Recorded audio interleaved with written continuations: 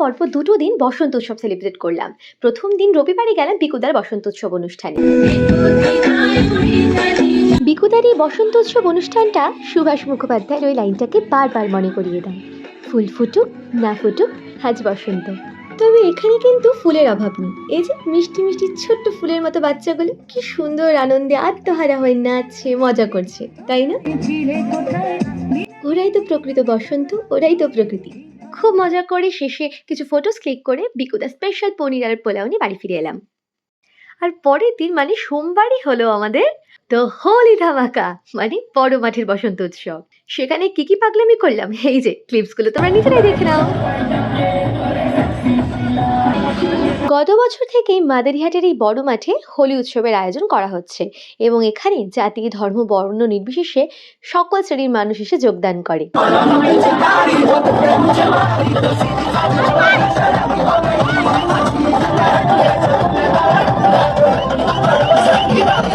হোলি ও হই হুল্লোড়ের পাশাপাশি এখানে একটা খুব সুন্দর সাংস্কৃতিক অনুষ্ঠানেরও আয়োজন করা হয়।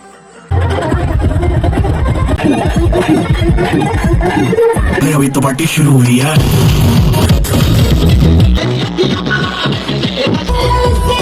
আমি আজকে হোলি খেলছি বলে আমাকে পাত্তা দিল না। দেখো বস, খেলবো হোলি ফটোস তুলবো না তাই কখনো হয়? তার উপর যদি থাকে ফ্রি টিজার, তাহলে তো সোনে পেশা আগা। হোলি খেলে কয়েকশো রকমের রং ঠং করার পর এবার যাওয়া যাক আমার মোস্ট ফেভারিট কাজ, খাদ্য গ্রহণে। আহা, খাবারগুলো জাস্ট অসাধারণ ছিল। এরপর আমরা ওই যে তোমাদের কথা মতো ঢং মানে রিলস বানালাম, কিছু ফটো তুললাম।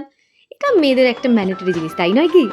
এই যে এই ট্রেন্ডিং গানটা ছাড়া তো সব রিলসই এখন ইনকমপ্লিট। তোমাদের একটা ফান্ডা বলি, 500 টাকার খাবার খেয়ে মিনিমাম 500টা ফটো না তুলে কিন্তু সেই খাবার কখনোই হজম হবে না। আর এই যে এখানে আমাকে দেখো, নিজেকে দেখে নিজেই প্রেমে পড়ে যাচ্ছি। অ্যাকচুয়ালি মেয়ে আপনি ফেভারিট হু। সন্ধ্যাবেলা আবার আমার এই গুণধর ভাইটি এসেছিল। ব্যাস আর কি চাই, পাগলামি চালু শুরু আরম্ভ।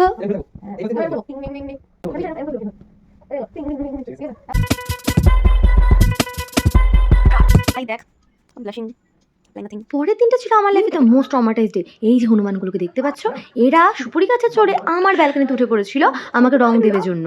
ভাবা যায়, আমি তো এদের আওয়াজ শুনে সঙ্গে সঙ্গে কোনো রকমে গিয়ে দরজা জানলা সব লক করে দিয়েছিলাম।